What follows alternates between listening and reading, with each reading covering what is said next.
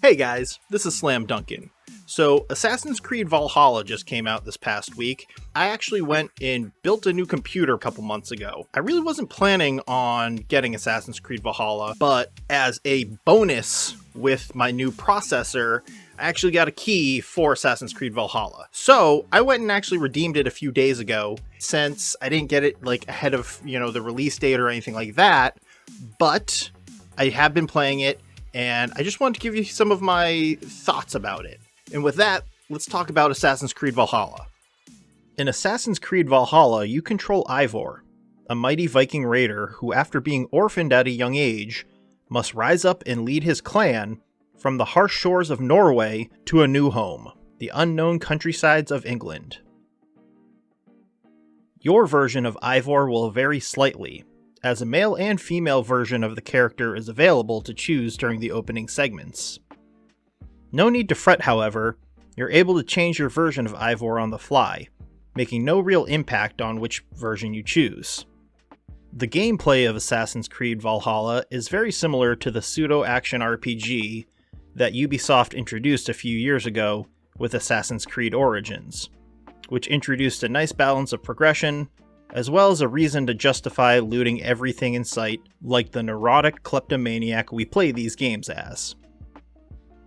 Pretty much every piece of equipable gear is upgradable using the resources you find while raiding, and many can be customized with stat-boosting runes that slot into higher-tiered gear.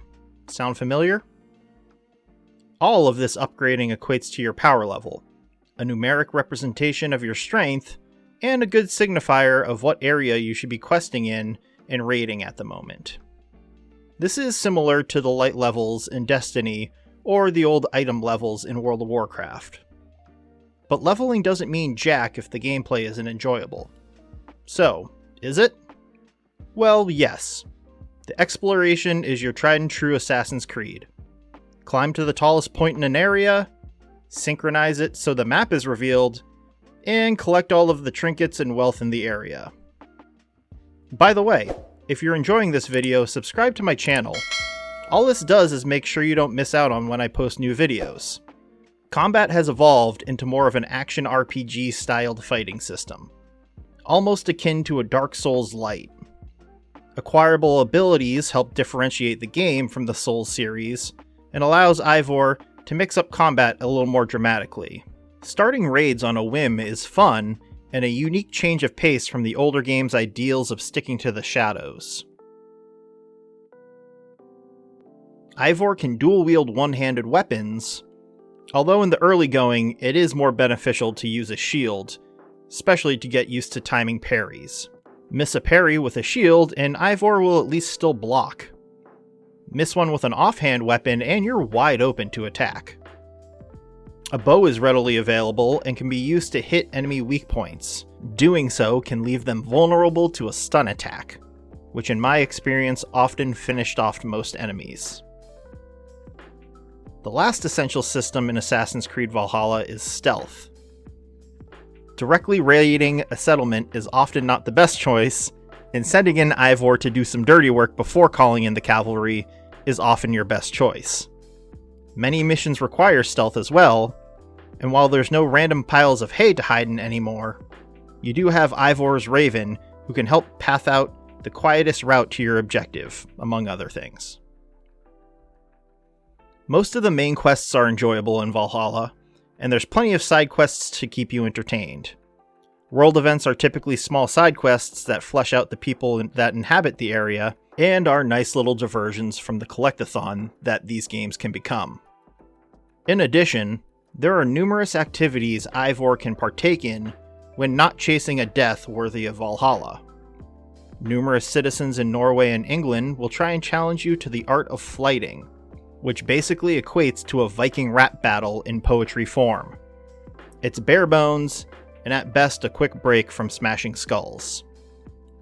Eivor can also compete in drinking competitions, which are basically quick-time events that leave Eivor buzzed for a bit of time, win or lose. That's really worthless. The most worthwhile of these activities has to be Orlog, a dice game which seems to be a favorite of the Viking culture. It's a fun time waster and reminiscent of Gwent, although nowhere near as addictive as The Witcher's game of choice. Assassin's Creed Valhalla looks great in my opinion, with an art and character direction that's one part Skyrim, with a dash of AMC's Vikings thrown in for good measure. The characters and environments look believable to the time period, if exaggerated at times. I don't typically play the Assassin's Creed games for their soundtracks, but from what I've heard, the songs fit the mood, and being able to have the crew of your longship strike up a song or story while at sea is a neat little touch, if less memorable than the sea shanties of Black Flag. Fans of the subject matter and this series have no reason not to give Valhalla a shot. It's the most interesting setting since Assassin's Creed Black Flag in my opinion, and the only thing that tends to hamper it down is the insistence on the overarching modern-day story that these games have had since the original. So that's it for today's video. Have you played Assassin's Creed Valhalla? If so, what do you think about it? Let me know in the comments, and don't forget to like this video and subscribe to the channel. Thanks a lot.